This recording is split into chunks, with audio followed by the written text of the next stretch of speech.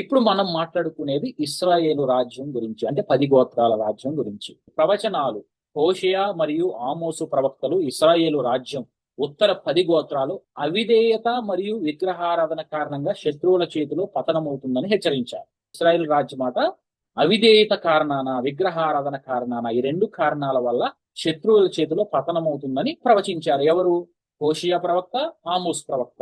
ఆ ఆమోసు ఇచ్చిన ప్రవచనం ఏమైందంటే నెరవేరింది, అది తప్పిపోలేదు. ప్రవచన నెరవేర్పు మీరు చూడండి. అసీరియన్ రాజు షల్మనేషరు పై మరియు అతని వారసుడు సర్గోస్ క్రీస్తు పూర్వం 722లో ఇస్రాయేలు రాజధాని సమరయాను ఆక్రమించి ప్రజలను అస్సిరియాకు బందీలుగా తీసుకువెళ్ళాడు. ఈ ప్రవచనం చెప్పాడు. ఆ తర్వాత కొన్ని సంవత్సరాలకి క్రీస్తు పూర్వం 722లో ఆ రాజు వచ్చి వీళ్ళని బందీలుగా తీసుకుపోవడం జరిగింది. ఖచ్చితంగా అది నెరవేరింది. దాని గురించిన చారిత్రక ఆధారం కూడా ఉంది. అంటే బైబిల్లో రాయబడి ఉండటమే కాదు, చారిత్రకంగా కూడా అస్సీరియన్ రికార్డులలో దీన్ని భద్రపరిచారు. ఇస్రాయెల్ రాజ్యం మీదకి అస్సూరు రాజ్యం వచ్చింది, అస్సూరు వారు ఇస్రాయెల్ను చెరగా తీసుకుని వెళ్ళాడు అని చరిత్ర ఆధారం కూడా తెలియజేస్తుంది.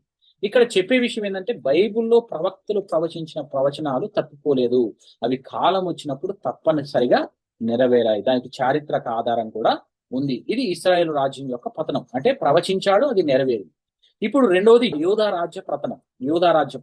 ఇర్మియా మరియు ఇతర ప్రవక్తలు యూదా రాజ్యం అనగా దక్షిణ రాజ్యం, యూదా రాజ్యాన్ని దక్షిణ రాజ్యం అంటారు. దక్షిణ రాజ్యం బబులోనీయుల చేతిలో పతనమై ప్రజలు 70 సంవత్సరాలు బందీ గృహంలో ఉంటారని హెచ్చరించారు. ఇక్కడ మీరు చూడండి, ప్రజలు 70 సంవత్సరాలు బందీ గృహంలో ఉంటారని ప్రవచనం. ఎక్కడ? ఇర్మియా 25:11-12 వరకు, ఇర్మియా 29:10. మీరు 70 సంవత్సరాలు బందీ గృహంలో ఉంటారని చెప్పారు. సేమ్ అలాగనే సమయం వచ్చినప్పుడు వాళ్ళు 70 సంవత్సరాలు బందీ గృహంలో ఉన్నారు. దాని నెరవేర్పు మీరు చూడండి. నెబుకద్నెజరు క్రీస్తు పూర్వం 587లో జెరూసలేమును ఆక్రమించి ఆలయాన్ని ధ్వంసం చేసి యూదులను బబులోనుకు బందీలుగా తీసుకువెళ్ళాడు. ఈ విషయం 2వ రాజులు 25వ అధ్యాయము 8-12లో ఉంటుంది. సుమారు 70 సంవత్సరాల తర్వాత మాదీయ రాజు కోరెషు యూదులను విడుదల చేశాడు. ఎప్పుడు? క్రీస్తు పూర్వం 538. దానికి సంబంధించిన వచనాలు కూడా మీకు ఉన్నాయి. 2వ రాజుల గ్రంథం 25:8-11, ఎజ్రా గ్రంథము 1:1-3లో ఈ విషయం రాసింది. ఇక్కడ మీరు చూడండి, ఇంతకుముందు ఈ ఇశ్రాయేల్ రాజు గురించి ప్రవచనం వచ్చింది, ఆ ప్రవచనం నెరవేరింది, వాళ్ళు అశ్షూరు చెరకు వెళ్ళారు. ఇప్పుడు యూదా రాజ్య పతనం గురించి ప్రవచనం వచ్చింది, వాళ్ళని నెబుకద్నెజరు బబులోనికి తీసుకువెళ్ళారు. అంటే ప్రవచనాలు బైబిల్లో పాత నిబంధనలు అవి అలా పోలే. ఒక ప్రవచనం వచ్చిందంటే తప్పనిసరిగా నెరవేరటమే కాదు, అది బైబిల్లో రాయబడటమే కాదు, చారిత్రక ఆధారాలు కూడా ఉన్నాయి. చూడండి, బాబిలోనియన్ క్రానికల్స్ జెరూసలేం ఆక్రమణను ధృవీకరిస్తాయి. సైరస్ సిలిండర్ క్రీస్తు పూర్వం 539 బందీల విడుదలను సూచిస్తుంది. దానికి సంబంధించిన వెబ్సైట్ ఆధారాలు కూడా మీకు కింద ఇచ్చాను, తర్వాత మీరు లింక్ క్లిక్ చేసి ఆ విషయాలు చదువుకోవచ్చు. ఇక్కడ నేను చెప్పే విషయం ఏంటంటే యూదా రాజ్య పతనం గురించి ప్రవచనాలు చెప్పారు ఎవరు? ఇర్మియా, ఇతర ప్రవక్తలు. అది 587లో నెరవేరింది. కరెక్ట్ గా చెప్పిన విధంగానే నెబుకద్నెజరు వచ్చాడు, ఆ దేశాన్ని బందీలుగా తీసుకువెళ్ళాడు, ఆ దేశాన్ని నాశనం చేశాడు. అంటే బైబిల్ యొక్క ప్రవచనం తప్పక నెరవేరింది. ఇప్పుడు మూడో విషయం తూరు నగరం యొక్క ధ్వంసం. చూడండి, ప్రవచనాలు ఎహెజ్కేలు తూరు నగరం శత్రువుల చేతిలో ధ్వంసం అవుతుందని, సముద్రం దాన్ని నావరిస్తుందని ప్రవచనం చేశాడు. ఎక్కడ? ఎహెజ్కేలు గ్రంథం 26:3-5 మనం చూడొచ్చు. తర్వాత మీరు చదవండి. ఇక్కడ ఏమని ప్రవచనం? నేను నీకు విరోధిని, నిన్ను మంటిని తుడిచివేస్తా, నేను ఒట్టి పండగ చేస్తా, సముద్రము దానిని ఆవరించును, అది ఒలలు పరుచుటకు చోటగును అన్నారు. అంటే ఎలాగైతే చెప్పాడు కరెక్ట్ గా అలాగనే తూరు నగరం అయిపోయింది. మీరు చూడండి నెరవేర్పులో, అలెగ్జాండర్ ది గ్రేట్ క్రీస్తు పూర్వం 332లో తూరు నగరాన్ని ఆక్రమించి దాని గోడలను ధ్వంసం చేసి శిథిలాలను సముద్రంలో వేశాడు.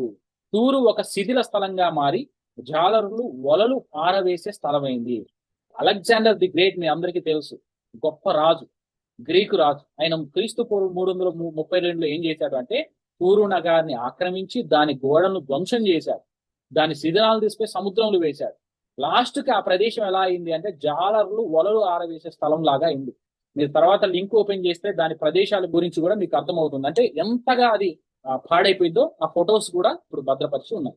చారిత్రక ఆధారాలు చూస్తే అరియన్ అనే ఒక చరిత్రకారుడు, గ్రీకు చరిత్రకారుడు కూడా దాని గురించి రాశాడట.